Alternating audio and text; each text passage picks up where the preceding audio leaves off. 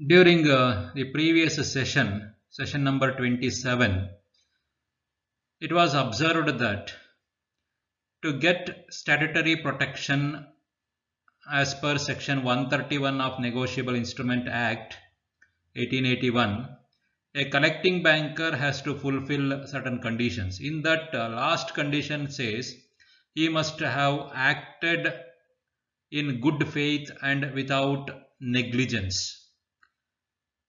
So in that session we explained that negligence depends upon the circumstances of the case. In this session, session number 28, let us observe, let us elaborate some examples of such negligence a banker performs while dealing with his customer. ಹಿಂದಿನ ಒಂದು ಸೆಷನ್ನಲ್ಲಿ banker ತನ್ನ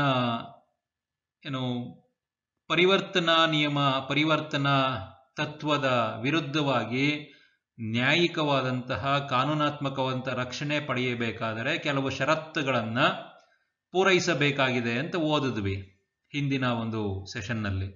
ಅದರಲ್ಲಿ 4ನೆಯ ಒಂದು ಷರತ್ತು ಹೇಳುತ್ತೆ, ಆತ banker ಸದ್ಭಾವನೆಯಿಂದ ನಿರ್ಲಕ್ಷ್ಯವಿಲ್ಲದೆ ವರ್ತಿಸಿರಬೇಕು ಅನ್ನೋದಿತ್ತು.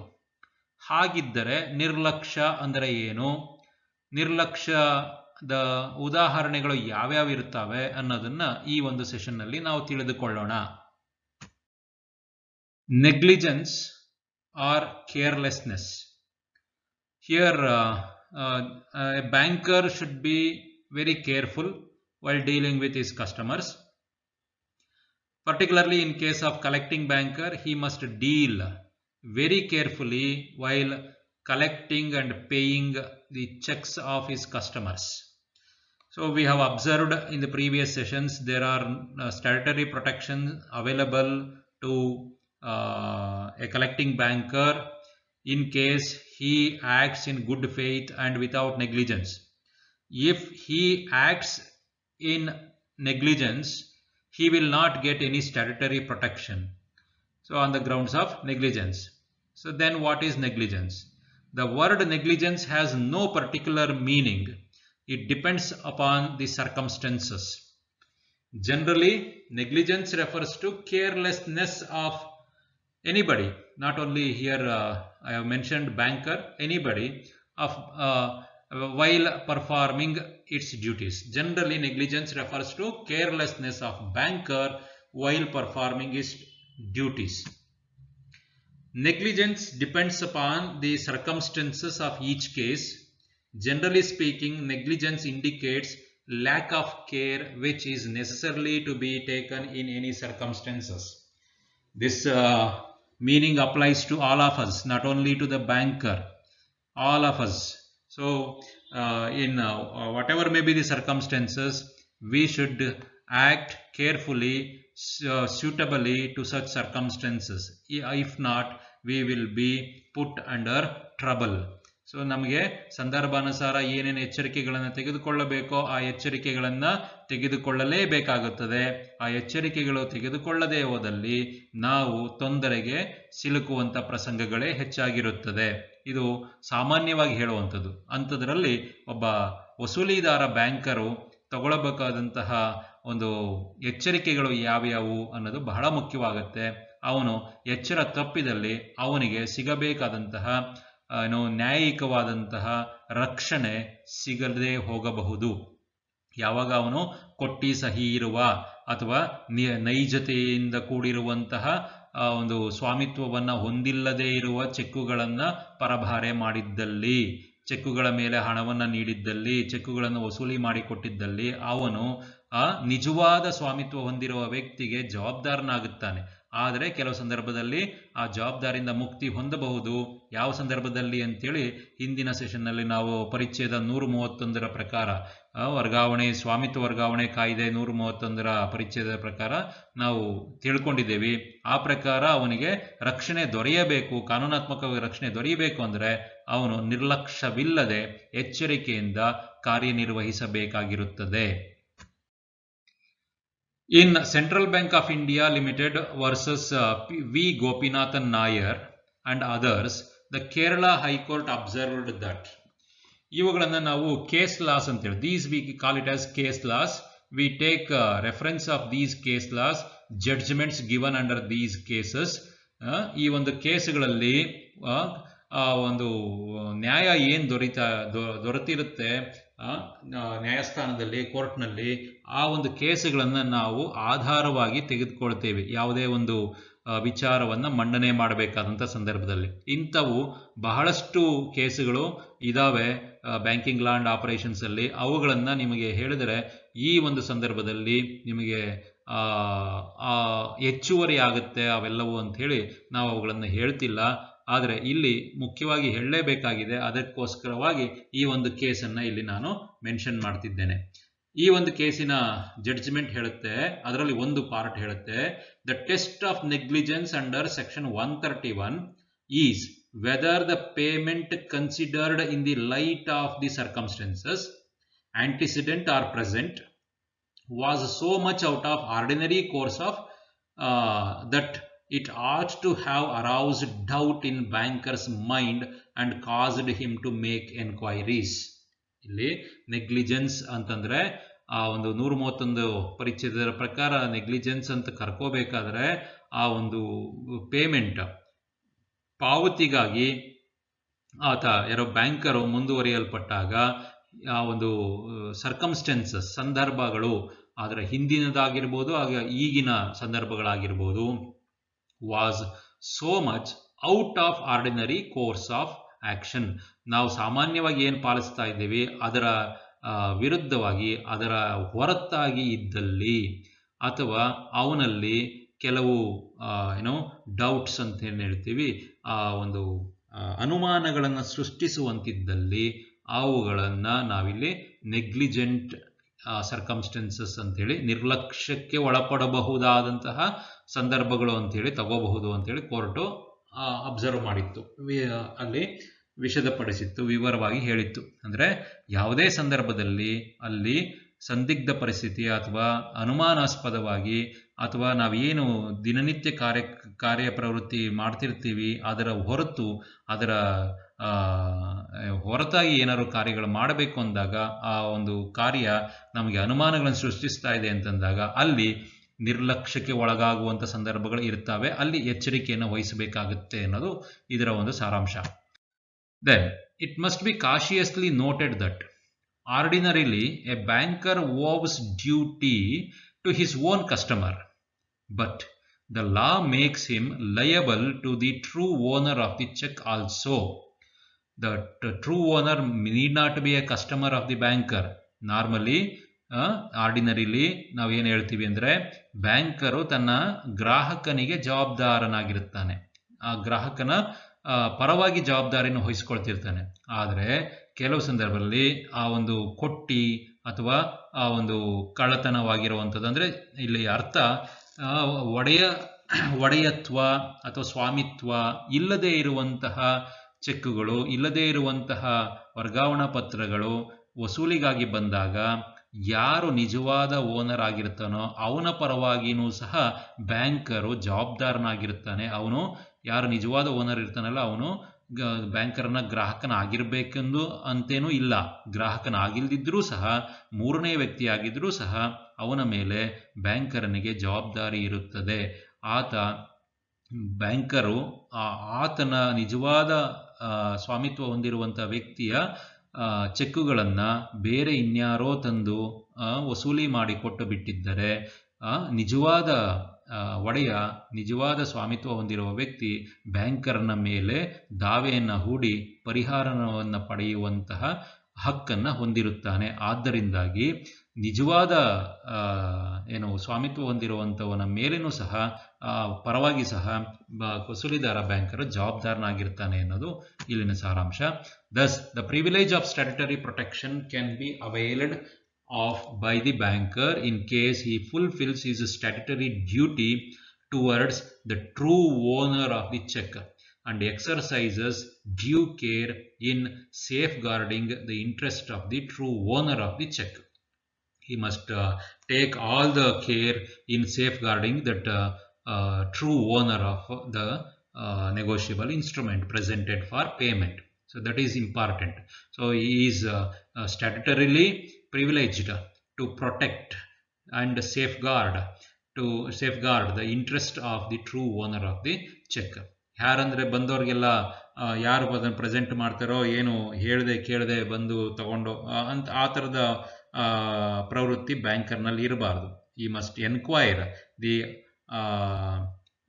authenticity of that check presented for payment. Then only he will get statutory protection. The following are the examples of negligence. ನಿರ್ಲಕ್ಷ್ಯದ ಉದಾಹರಣೆಗಳು ಕೆಳಗಿನಂತಿವೆ. ಒಬ್ಬ ಬ್ಯಾಂಕರು ತಗೋಬೇಕಾದಂಥ ಎಚ್ಚರಿಕೆ ಕ್ರಮಗಳು ಯಾವ್ಯಾವ ಸಂದರ್ಭದಲ್ಲಿ ಏನಿರುತ್ತವೆ. These are the examples only, not a comprehensive list of negligent activities performed by a banker. First example is failure to obtain introduction for an account. ಹೊಸದಾಗಿ ಖಾತೆಯನ್ನು ಪ್ರಾರಂಭಿಸುತ್ತಿರುವಂತಹ ವ್ಯಕ್ತಿಗೆ ಆ ಪರಿಚಯವನ್ನು ಪಡೆಯದೇ ಇರುವುದು, ಆ ಪರಿಚಯವನ್ನು ಪಡೆಯುವಲ್ಲಿ ವಿಫಲತೆ. ಹೊಸ ಗ್ರಾಹಕನ ಹೆಸರಿನಲ್ಲಿ ಖಾತೆಯನ್ನು ತೆರೆಯುವಾಗ ಪರಿಚಯವನ್ನು ಪಡೆಯುವಲ್ಲಿ ವಿಫಲತೆ ಅಂತ ಹೇಳ್ತೀವಿ ಇದನ್ನು. So every banker, I think you might have also introduced while opening your account, you might have also introduced somebody who is already having account in your bank. ನೀವು ನಿಮ್ಮ ಖಾತೆಯನ್ನು ತೆರೆಯುವಾಗ ಒಬ್ಬ ಇಂಟ್ರೊಡ್ಯೂಸರ್ ಅಂತೇಳಿ ಸಹಿ ಮಾಡಿರ್ತಾರೆ, ನಿಮ್ಮನ್ನು ಬ್ಯಾಂಕಿಗೆ ಪರಿಚಯ ಮಾಡುವವರು. ಇತ್ತೀಚಿನ ದಿನಗಳಲ್ಲಿ ಇವುಗಳಿಗೆ ಆದಷ್ಟು ಅಷ್ಟೊಂದು ಪ್ರಾಮುಖ್ಯತೆಯನ್ನು ನೀಡುತ್ತಿಲ್ಲ. ಆಧಾರ್ ಕಾರ್ಡು ಅಥವಾ ಬೇರೆ ರೀತಿಯ ಗುರುತಿನ ಪತ್ರಗಳನ್ನು ನೀಡುತ್ತಿರೋದ್ರಿಂದ KYC ನೋ ಯುವರ್ ಕಸ್ಟಮರ್ ಅಂತೇಳಿ ರೂಲ್ಸ್ಗಳಿರೋದ್ರಿಂದ ಅಷ್ಟಾಗಿ ಹೆಚ್ಚಿನ ರೀತಿಯ ಬ್ಯಾಂಕ್ಗಳು ಇವುಗಳನ್ನು ಕೇಳ್ತಿಲ್ಲ. ಆಧಾರ್ ಕಾರ್ಡ್ ಇವುಗಳ ಮೇಲೇ ಕೊಡ್ತಾರೆ. ಆದರೂ ಸಹ ಕೆಲವು ಬ್ಯಾಂಕ್ಗಳು ಇಂಟ್ರೊಡ್ಯೂಸರ್ ಬೇಕು ಅಂತ ಕೇಳ್ತಾರೆ. ಈಗಾಗಲೇ ತನ್ನ ಬ್ಯಾಂಕಿನಲ್ಲಿ ಗ್ರಾಹಕನಾಗಿರುವಂತಹ ವ್ಯಕ್ತಿಯ ಪರಿಚಯವನ್ನು ಕೇಳ್ತಾರೆ. ಆಗ ಆ ಬ್ಯಾಂಕಿನಲ್ಲಿ ಖಾತೆ ಹೊಂದಿರುವವರ ಸಹಿಯನ್ನು ಪಡೆದು ನೀವು ಹೊಸ ಖಾತೆಯನ್ನು ಪ್ರಾರಂಭಿಸಿರ್ತೀರಿ, ಜ್ಞಾಪಿಸ್ಕೊಳ್ಳಿ. ಆ ರೀತಿಯಾಗಿ ಆ ಒಂದು ಹೊಸ ಖಾತೆಯನ್ನು ಪ್ರಾರಂಭಿಸುವಾಗ ಬ್ಯಾಂಕರು ಯಾವುದೇ ನಿರ್ಲಕ್ಷ್ಯತೆಯನ್ನು ತೋರಿಸಿದ್ದಲ್ಲಿ ಅದು ನಿರ್ಲಕ್ಷ್ಯಕ್ಕೆ ಒಳಪಡುತ್ತದೆ. Second point, failure to check up the references given by the new customer. So references ಅಂತಂದರೆ ಇಲ್ಲಿ ಉಲ್ಲೇಖಗಳು. ಆ ಒಂದು ವ್ಯಕ್ತಿ, for example, if a laborer who has come from a far away place wants to open a new account. In such a case, the banker requires a reference of local parties, local account holders. Then if that new customer gives reference of some person, then the banker must check the references in detail. So ಬೇರೆ ಯಾರೋ ವ್ಯಕ್ತಿ ಹೊಸದಾಗಿ ಬಂದಿದ್ದಾನೆ, ಅವನು ಸ್ಥಳೀಯ ವ್ಯಕ್ತಿಗಳ ಉಲ್ಲೇಖಗಳನ್ನು ಕೊಟ್ಟಿದ್ದಾನೆ ಅಂತಂದಾಗ ಆ ಉಲ್ಲೇಖವನ್ನು ಕೊಟ್ಟಿದ್ದಾರಲ್ಲ ಅವರ ಪೂರ್ವಾಪರಗಳನ್ನು ಬ್ಯಾಂಕರು ಪರೀಕ್ಷೆಗೊಳಪಡಿಸಿ ನಂತರ ಅವನು ಯಾರೋ ಹೊಸ ಕಸ್ಟಮರ್, ಹೊಸ ಗ್ರಾಹಕ ಕೊಟ್ಟಿರುವಂತಹ ಉಲ್ಲೇಖ ಸರಿಯಾಗಿದೆ ಅಂತೇಳಿ ಒಪ್ಪಿಕೊಂಡು ನಂತರ ಹೊಸ ಖಾತೆಯನ್ನು ಪ್ರಾರಂಭಿಸಬೇಕಾಗುತ್ತೆ. ಯಾಕಂದರೆ ಇದು ಯಾರೋ ಸ್ಟ್ರೇಂಜರ್ ಅಂತ ಏನು ಕರಿತೀವಿ, ಅನ್ಯ ವ್ಯಕ್ತಿ ಬಂದು ಬೇರೆ ಬೇರೆ ಊರುಗಳು, ಆ ಗುರುತು ಪರಿಚಯ ಇಲ್ದಿರುವಂಥವರು ಬಂದು ಖಾತೆಗಳನ್ನು ಪ್ರಾರಂಭಿಸಿದಾಗ ಅದರಲ್ಲಿ ಆಗುವಂತಹ ತೊಂದರೆಗಳಿಗೆ ಬ್ಯಾಂಕರು ಮುಂದೆ ನಷ್ಟ ಪರಿಹಾರವನ್ನು ಕಟ್ಟಿಕೊಡಬೇಕಾಗುತ್ತದೆ. ಆದ್ದರಿಂದಾಗಿ ಉಲ್ಲೇಖಗಳು ಅಥವಾ ಪರಿಚಯಸ್ಥರು ಇವುಗಳನ್ನು ಇದ್ದಾಗ ಆ ವ್ಯಕ್ತಿಯ ಪರಿಚಯವನ್ನು ಕಂಡುಹಿಡಿಯಲು ಬಹಳ ಸುಲಭವಾಗುತ್ತದೆ ಅನ್ನೋದು ಇಲ್ಲಿನ ಹಿಂದಿನ ಮರ್ಮ. Next point, failure to verify or pay attention to crossing. ರೇಖಿತ ಚೆಕ್ಕುಗಳಿಗೆ, ರೇಖಿತ ರೇಖಣಗಳಿಗೆ ಒಂದು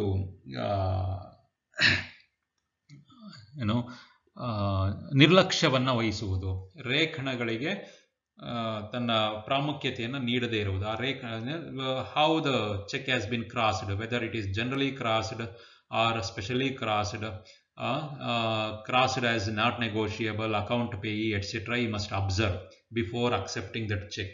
If he fails to observe, verify such things, he will be held responsible for the conversion. So to get protection as per law, he should not commit this negligent act in verifying the crossing of checks. Next is irregularity of endorsement. So if checks have been endorsed, in such a case he must check the regularity of the endorsement. An endorsement, we know, consists of the signature of the holder, usually made on the back side of the negotiable instrument, with the object of transferring the instrument from one person to another person. Signing on the back side of the instrument with the objective of transferring that instrument from one person to another is called as endorsement. So in that case, the person who is endorsing that, who is signing on the back side of the document, is called as endorser, and the person to whom that instrument has been endorsed is called as endorsee. These things we already know. So while checks are endorsed and the banker has to verify such endorsement, he must take due care in verifying such endorsement, irregularities in endorsement. For example, collecting banker must examine the endorsement of the check and make sure that endorsement is not forged one. So this is a somewhat difficult task. What is forged, what is not? We cannot verify all the signatures. ಕೊಟ್ಟಿ ಸಹಿಯನ್ನು ಹೊಂದಿರುವಂಥದ್ದು, ಕೊಟ್ಟಿ ಸಹಿ ನಾವೆಲ್ಲ ಓದಿದ್ದೀವಿ. Endorsement means signing on the back side, that's all. You need not mention the address and other things. So if somebody signs, the banker may not know whether he signs like that or not. So in such a case, it will be very difficult for him to verify whether it is forged endorsement or not. But he must take due care. ಎಚ್ಚರಿಕೆಯನ್ನು ವಹಿಸಬೇಕಾಗತ್ತೆ. ಗೊತ್ತಾಗೋದಿಲ್ಲ ಕೊಟ್ಟಿ ಸಹಿಯನ್ನು ಹಾಕಿರೋದು ಅಂತ ಹೆಂಗೆ ಕಂಡುಹಿಡಿಯೋಕ್ಕಾಗುತ್ತೆ, ಕೆಲವು ಸಂದರ್ಭದಲ್ಲಿ ಆಗೋದಿಲ್ಲ. ಅಂಥ ಸಂದರ್ಭದಲ್ಲಿ ಅವನು ಆದಷ್ಟು ಎಚ್ಚರಿಕೆಯನ್ನು, ಅಂದರೆ ಗುಡ್ ಫೇತ್ ಅಂತ ಹೇಳಿದ್ವಲ್ಲ, ಆ ರೀತಿ ಸದ್ಭಾವನೆಯಿಂದ ನಿರ್ಲಕ್ಷ್ಯವಿಲ್ಲದೆ ಆ ಒಂದು ಚೆಕ್ಕನ್ನು ಕಲೆ ಹಾಕೋದಕ್ಕೆ ಪ್ರಯತ್ನ ಪಡಬೇಕಾಗುತ್ತೆ. If there is any mismatch in endorsement, a bank should refer to the true owner. If he comes to know that endorsement is forged one, then he must take that information to the true owner. He must bring that to the notice of the true owner. ಸಾಧ್ಯವಾದರೆ, ಅದು ಗೊತ್ತಾದರೆ ಅವನಿಗೆ, ಆ ಒಂದು ನಿಜವಾದ ನೈಜ ಒಡೆಯನಿಗೆ ಆ ಮಾಹಿತಿಯನ್ನು ತಲುಪಿಸ್ಬೇಕಾಗತ್ತೆ. ಇಲ್ಲ ಅಂದರೆ ಸಾಮಾನ್ಯವಾಗಿ ಬ್ಯಾಂಕ್ಗಳು ಏನು ಮಾಡ್ತಾರೆ, ಫೋರ್ಜರಿ ಅದು ಇದು ಆದರೆ ವಾಪಸ್ ಹಾಕ್ತಾರೆ. ವಾಪಸ್ ಹಾಕ್ಬಿಟ್ಟು ಸಿಗ್ನೇಚರ್ ಮಾಡಿ ಮತ್ತೊಂದು ಸರ್ತಿ ಅಂತ ಕೇಳ್ತಾರೆ. ಕೇಳಿ ಅದು ಏನಾದ್ರು ವ್ಯತ್ಯಾಸಗಳು ಕಂಡು ಬಂದರೆ ಅದನ್ನು ಮುಟ್ಟುಗೋಲು ಹಾಕ್ಕೊಳ್ಳೋದು ಅಥವಾ ಮತ್ತೊಂದು ಮಗದೊಂದು ಮಾಡ್ತಾರೆ. ಅವರಿಗೆ ಈ ಥರದವನ್ನ ಡೀಲ್ ಮಾಡಿ ರೂಢಿ ಇರುತ್ತೆ, ಅದರ ಪ್ರಕಾರ ಅವ್ರು ನಡ್ಕೊಂಡು ಹೋಗ್ತಾರೆ. Next example with respect to endorsement is 2 or more endorsement in the check may lead confusion and wrong decision. So then he must take due care. If there are 2 or 3 endorsements, 2 or more endorsements in the same check, so it may lead to confusion and wrong decisions. ಯಾರಿಗೆ ಕೊಡಬೇಕು, ಯಾರು endorsement, ಯಾಕಂದರೆ ಚೆಕ್ಕಿನ ಹಿಂಭಾಗದಲ್ಲಿ ಬಹಳ ಚಿಕ್ಕ ಜಾಗ ಇರುತ್ತೆ, ಅಲ್ಲಿ ಬೇರೆಯ ಸ್ಲಿಪ್ಪನ್ನು ಬಳಸಿರಬೇಕಾಗುತ್ತೆ, ಇವೆಲ್ಲ ಇರುತ್ತೆ. ಆದರೂ ಸಹ ಅಂತಹ ಸಂದರ್ಭದಲ್ಲಿ ಈ must be very careful to pay the amount of the check. Then if the banker does not verify the authenticity of the authority of the person who signs per procuration, he will be held negligent. Per procuration, ಆ ಒಂದು ಸಂದರ್ಭದಲ್ಲೂ ಸಹ ಅವನು ಬಹಳ ಎಚ್ಚರಿಕೆಯನ್ನು ವಹಿಸಬೇಕಾಗುತ್ತೆ. Banker authenticity of authority of the person who signs per procuration, ಬೇರೊಬ್ಬರ ಪರವಾಗಿ, ಈ ಕಂಪನಿಯ ಪರವಾಗಿ, ಒಂದು ಸಂಸ್ಥೆಯ ಪರವಾಗಿ ಸೈನ್ಗಳನ್ನು ಮಾಡಿದರೆ ಆ ಸೈನನ್ನು ವೆರಿಫೈ ಮಾಡಿ ಅದರ ಅಥೆಂಟಿಸಿಟಿಯನ್ನು ಹುಡುಕಿ, ಯಾಕಂದರೆ ಸೀಲೋ ಕಂಪನಿಗಳಲ್ಲಿ ಅಥವಾ ಒಂದು ಸಂಸ್ಥೆಗಳಲ್ಲಿ ಸೀಲೋ ಸಿಗ್ನೇಚರ್ ಎಲ್ಲ ಇರಬೇಕಾಗುತ್ತೆ. ಆ ವ್ಯಕ್ತಿಗಳು ಬದಲಾಗ್ತಿರ್ತಾರೆ, ಇನ್ಚಾರ್ಜ್ ಅಂತ ಏನು ಕರಿತೀವಿ ಅಥವಾ ಸೈನಿಂಗ್ ಅಥಾರಿಟಿ ಅಂತ ಏನು ಕರಿತೀವಿ, ಅವರು ಬದಲಾಗ್ತಿರ್ತಾರೆ. ಆ ಬದಲಾಗುವಂಥ ಸಂದರ್ಭದಲ್ಲಿ ಪ್ರತಿಯೊಂದನ್ನು ಯಾರೋ ಬ್ಯಾಂಕರು ಚೆಕ್ ಮಾಡಿ ವೆರಿಫೈ ಮಾಡಿ ನಂತರ ಅದರ ಮುಂದಿನ ಕಾರ್ಯವನ್ನು ನಡೆಸಬೇಕಾಗತ್ತೆ. So otherwise he will be held negligent and responsible for losses, damages. Next, fifth point is crediting company check to private account of an official of the company.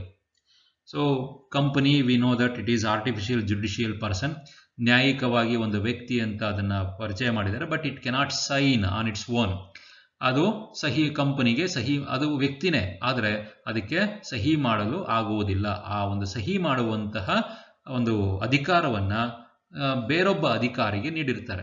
Somebody will have that signing authority. If that signing authority wants company related check to be credited to his private account, then the banker must take due care. He should not act negligently. ಕಂಪನಿಯ ಚೆಕ್ಕುಗಳನ್ನು, ಕಂಪನಿಗೆ ಸೇರಿದಂತಹ, ಕಂಪನಿಗೆ ಹೋಗಬೇಕಾಗಿರುವಂತಹ ಹಣದ ಚೆಕ್ಕುಗಳನ್ನು ತನ್ನ ಖಾಸಗಿ ಖಾತೆಗೆ ಆ ಒಂದು ವ್ಯಕ್ತಿ, ಆ ಒಂದು ಆಫೀಸರು, ಆ ಒಂದು ಅಧಿಕಾರಿ ವರ್ಗಾವಣೆ ಮಾಡಬೇಕೆಂದು ಹೇಳಿದಾಗ ಆ ಒಂದು ಬ್ಯಾಂಕರು ತನ್ನದೇ ಆದಂತಹ ಎಚ್ಚರಿಕೆಯನ್ನು ವಹಿಸಬೇಕಾಗುತ್ತೆ. ಅದೇ ರೀತಿಯಾಗಿ similarly crediting a private account of an agent or employee with cheques drawn by him on account of his principal or employer.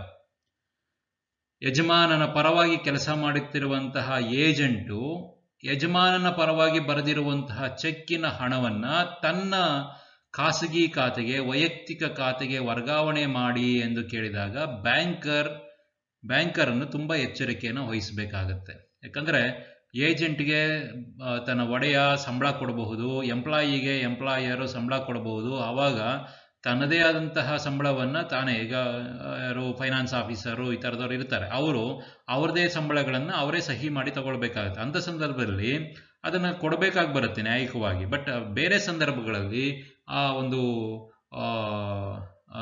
Employee ಅಥವಾ ಏಜೆಂಟ್ ಅಂತ ಏನು ಕರಿತೀವಿ, ಅವರು ನೌಕರ, ಏಜೆಂಟು ಪ್ರಿನ್ಸಿಪಾಲನ ಪರವಾಗಿ ಬರೆದಿರುವಂತಹ, ಯಜಮಾನನ ಪರವಾಗಿ ಬರೆದಿರುವಂತಹ ಚೆಕ್ಗಳನ್ನು ತನ್ನ ವೈಯಕ್ತಿಕ ಖಾತೆಗೆ ವರ್ಗಾವಣೆ ಮಾಡಬೇಕೆಂದು ಕೋರಿಕೆ ಇಟ್ಟಾಗ ಬ್ಯಾಂಕರ್ ತನ್ನದೇ ಆದಂತಹ ಎಚ್ಚರಿಕೆಯನ್ನು ವಹಿಸಬೇಕಾಗುತ್ತೆ. The bank should not credit an agent cheque to principal account or vice versa, which is also considered as negligence and the banker loses statutory protection because of this. Next is crediting checks payable to the holder of a public office to his personal account.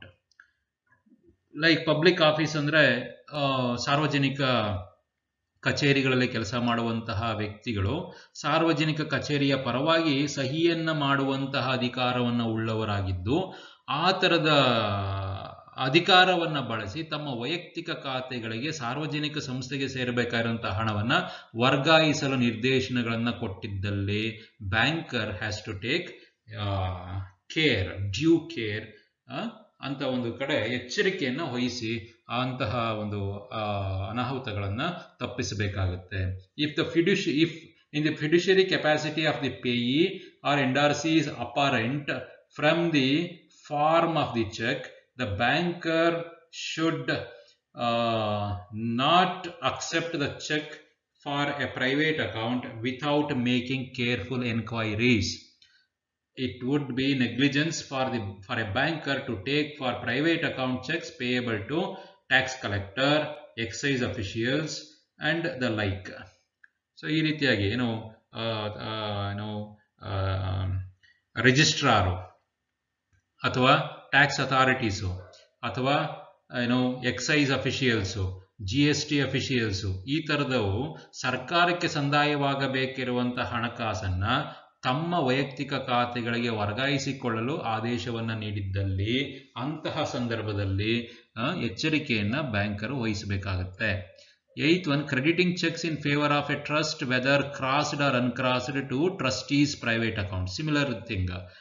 ದತ್ತಿಗಳಲ್ಲಿ ಕಾರ್ಯನಿರ್ವಹಿಸುತ್ತಿರುವಂತಹ trustees ಅಂತ ಏನು ಹೇಳ್ತೀವಿ, ಅವರು ತಮ್ಮ ವೈಯಕ್ತಿಕ ಖಾತೆಗಳಿಗೆ ಒಂದು ಟ್ರಸ್ಟ್ನ ಹಣವನ್ನು ವರ್ಗಾಯಿಸಿಕೊಳ್ಳುವಂತೆ ನಿರ್ದೇಶನ ನೀಡಿದಾಗ ಆ ಒಂದು ಸಂದರ್ಭದಲ್ಲೂ ಸಹ ಬ್ಯಾಂಕರು ತುಂಬ ಎಚ್ಚರಿಕೆಯನ್ನು ವಹಿಸಬೇಕಾಗತ್ತೆ. ಇಲ್ಲಾಂದರೆ ಅವನು ತೊಂದರೆಯಲ್ಲಿ ಸಿಗಾಕೊಳ್ತಾನೆ.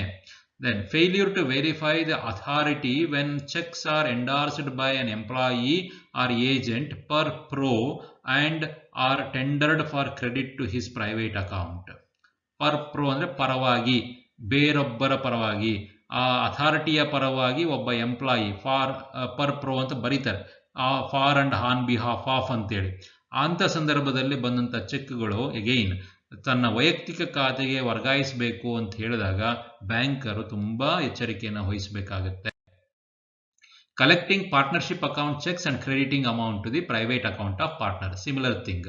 ಸೊ ಪಾರ್ಟ್ನರ್ನ ವೈಯಕ್ತಿಕ ಖಾತೆಗೆ, ಪಾರ್ಟ್ನರ್ಶಿಪ್ಗೆ ಸೇರಬೇಕಾಗಿರುವಂಥ, ಒಟ್ಟಾರೆ ಸಂಸ್ಥೆಗೆ ಸೇರಬೇಕಾಗಿರುವಂತಹ ಹಣವನ್ನು ತನ್ನ ವೈಯಕ್ತಿಕ ಖಾತೆಗೆ ವರ್ಗಾಯಿಸಿ ಅಂತೇಳಿ ನಿರ್ದೇಶನ ಕೊಟ್ಟಾಗ banker must take due care in doing so.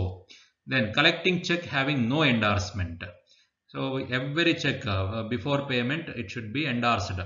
ನಾವು ತಗೊಳಕೋದು ಅಷ್ಟೇ, ಬೇರರ್ ಚೆಕ್ ಆದರೆ ಬ್ಯಾಂಕರು ಹಿಂದೆ ಸಹಿ ಮಾಡಿಸ್ಕೊಳ್ತಾರೆ, ಮತ್ತೆ ನಮ್ಮ ಮೊಬೈಲ್ ನಂಬರ್ ಬರೆಸ್ಕೋತಾರೆ ಇತ್ತೀಚಿನ ದಿನಗಳಲ್ಲಿ. ಆ ರೀತಿಯಾಗಿ ಎಂಡಾರ್ಸ್ಮೆಂಟ್ ಇಲ್ಲದೆ ಇರುವಂಥ ಚೆಕ್ಗಳನ್ನು ನೀಡಿದಾಗ, ಹಣವನ್ನು ಪಾವತಿ ಮಾಡಿದಾಗ ಒಂದು ನಿರ್ಲಕ್ಷ್ಯವನ್ನು ಹೊಂದಿದ್ದಾನೆ ಬ್ಯಾಂಕರು ಅಂತೇಳಿ ಸಾಧಿಸಲಾಗುತ್ತೆ. Then collecting a cheque payable to a limited company for the account of another company without proper enquiry. ಒಂದು ಸಂಸ್ಥೆಗೆ ಸೇರಬೇಕಾದಂಥ ಹಣವನ್ನು ಇನ್ನೊಂದು ಸಂಸ್ಥೆಯ ಖಾತೆಗೆ ವರ್ಗಾವಣೆ ಮಾಡಬೇಕು, ಇನ್ನೊಂದು ಸಂಸ್ಥೆಯ ಖಾತೆಗೆ ಜಮೆ ಮಾಡಬೇಕು ಅಂತಂದಾಗ ಅಲ್ಲಿಯೂ ಸಹ ನಿರ್ಲಕ್ಷ್ಯವನ್ನು ವಹಿಸಲಾಗಿದೆ ಅಂತೇಳಿ ತಿಳ್ಕೋಬೇಕಾಗತ್ತೆ. ಅಂಥ ಸಂದರ್ಭದಲ್ಲಿ ಬಹಳ ಲಕ್ಷ್ಯವಿಟ್ಟು ಎಚ್ಚರಿಕೆಯಿಂದ ಒಬ್ಬ ಬ್ಯಾಂಕರು ಕಾರ್ಯನಿರ್ವಹಿಸಬೇಕಾಗುತ್ತೆ. ಇಂತಿಷ್ಟು ನಮಗೆ ಕೆಲವೊಂದು ಉದಾಹರಣೆಗಳು ಬ್ಯಾಂಕರು ನಿರ್ಲಕ್ಷ್ಯವನ್ನು ವಹಿಸುವಂತಹ ಸಂದರ್ಭಗಳು. ಇನ್ನು ಬೇಕಾದಷ್ಟಿದ್ದಾವೆ, ಅದರಲ್ಲಿ ಕೆಲವೊಂದನ್ನು ಮಾತ್ರ ಇಲ್ಲಿ ನಿಮ್ಮ ಒಂದು ಅವಗಾಹನೆಗೆ ನೀಡಲಾಗಿದೆ. ಇದನ್ನು ಕಲಿತೀರಿ ಅಂದ್ಕೊಂಡಿದ್ದೀನಿ. Thank you. These are the reference books I have referred to present these things before you. Thank you. We shall meet in the next session.